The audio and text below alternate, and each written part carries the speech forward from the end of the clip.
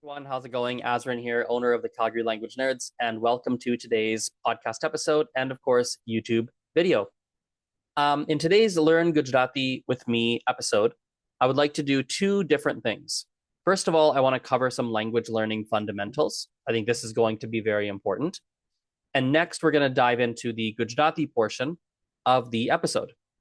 In the Gujarati portion, we're going to do some listening and some vocabulary today. And we're going to do so in a really, really fun way that I've never done before.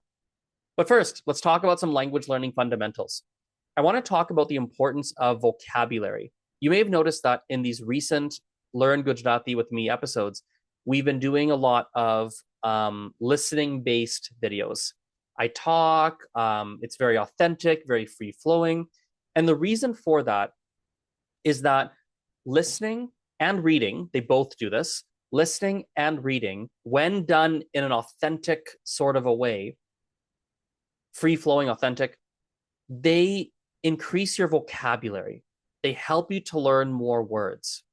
Now, why do we care about learning more words? Why should we care? Why should you, Mr. or Mrs., whatever your name is, watching or listening to this episode, why should you care? Why should you know more words? What does it matter? Well, let me tell you, from 2023 until even currently to this day, it's ongoing. I've been doing case study after case study after case study after case study after case study with lots and lots and lots of different language learners.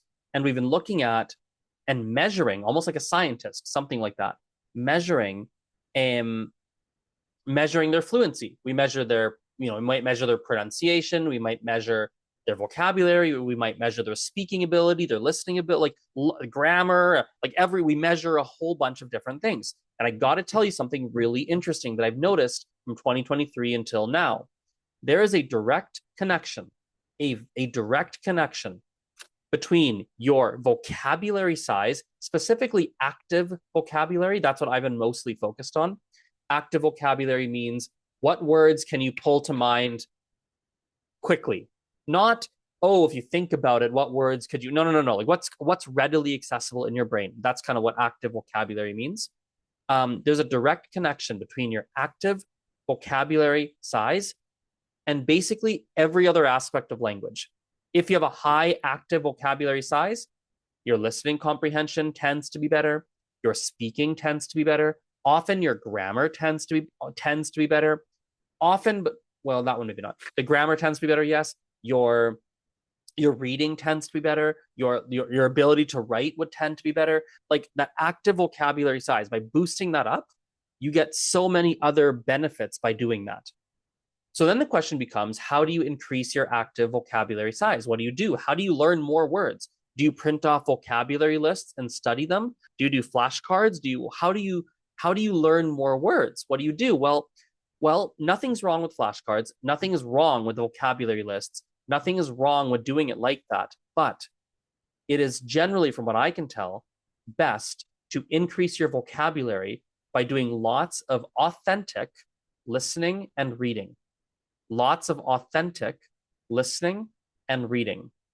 And if you increase your vocabulary by doing lots of authentic listening and reading, you have a very good chance that other aspects of your language ability, your writing ability, your talking, maybe your pronunciation, even perhaps your grammar, like other aspects of your language will also probably, your fluency will probably also experience some benefit.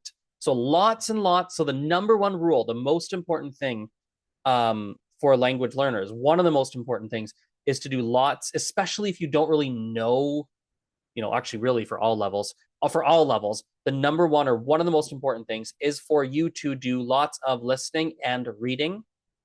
Yes, lots and lots of listening and reading. And so that's why in these videos, we're going to be doing a whole bunch of listening and reading in today's video. And of course, not listening and reading, more listening rather. That's why we'll be doing so much listening, obviously today, but in future episodes as well. Okay, with that aside, let's dive into today's listening portion of this episode. We're going to use a fun visual tool. Let me share my screen. We're going to use a very fun visual tool. It is a website, and the website is called randomwordgenerator.com/picture. It just generates a whole bunch of random images. That's basically what it does. Yeah, so here we go. We'll start with this image here. તો આ photo છે. આ ફોટામાં બતક છે. કેટલા બતક છે? 1 2 3 4 5 6 7 8 9 10. મને લાગે છે કે આ ફોટામાં 10 બતક છે. So let's do it in English. So here we have a picture, a photo. A picture in Gujarati is photo. So એક photo છે. There is a picture. અને આ ફોટામાં 10 બતક છે. So 10 is the number 10. The number 10. Batak is duck. So આ ફોટામાં 10 બતક છે.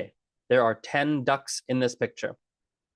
અને આ જરાક કેવા બતક છે? આ બતક રમકડા જેવા લાગે છે. રમકડા. So આ બતક રમકડા જેવા લાગે છે. So let's break that down. These are ducks, and these ducks look like toy ducks. Ramakru, I'll say it slowly. Ramakru.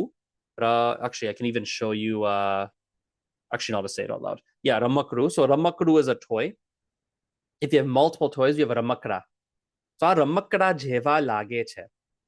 So jeva is kind of like when you compare, it's like using the word like. So for example, a ramakra jeva che, these are like toys.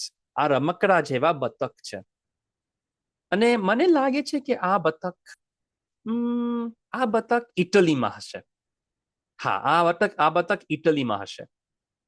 So I think મને લાગે છે is I think મને લાગે છે કે આ બતક ઇટલીમાં હશે.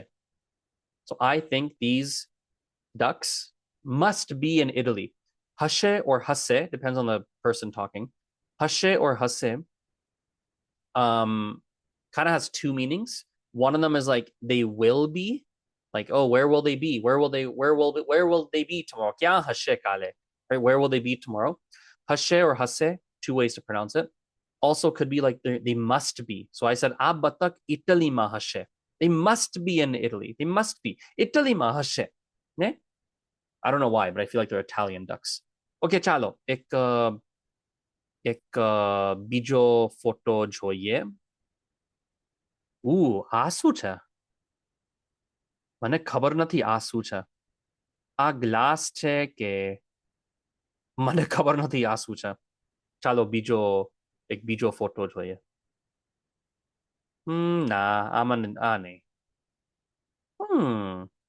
અહીંયા એક સોફો છે. એક સોફો છે અને સોફા પર ઓશિકા છે. So we'll do that in English. So sofo is the word for couch. I said sofa par oshika che. I'll point out just kind of a minor grammar point as well. So sofo is couch. Sofo. If you listen carefully at the end, we have an o. Sofo with an o. But the second we say like on a couch, we don't say sofo anymore. We say sofa. So par is the word for on. So sofa par, or sofa ni upar is another way to say that, depending on the person. But sofa par, sofa ni upar. We do that for any time we have the word on. Not just on, but we'll keep it simple for today.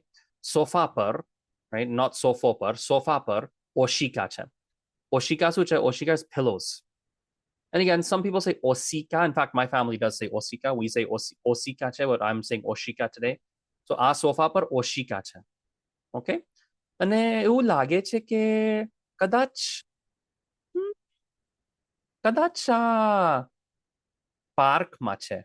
આ સોફો કદાચ પાર્કમાં હશે. કદાચ means maybe. So કદાચ આ સોફો પાર્કમાં હશે. Maybe it's in a park. અને actually હું અહીંયા જોઉં છું આ સોફો અહીંયા શું થાય છે? એક સેકન્ડ, હું માર્કર કાઢું, હું એક પેન કાઢું. Pen, here we go. અહીંયા શું થાય છે? શું થાય છે ત્યાં? શું થાય છે means like what's going on. તો અહીંયા શું થાય? તો what is going on here? I don't know what is happening here. The stool is like sideways. Okay, ચાલો, let's do one more picture. એક બીજો ફોટો કરીએ.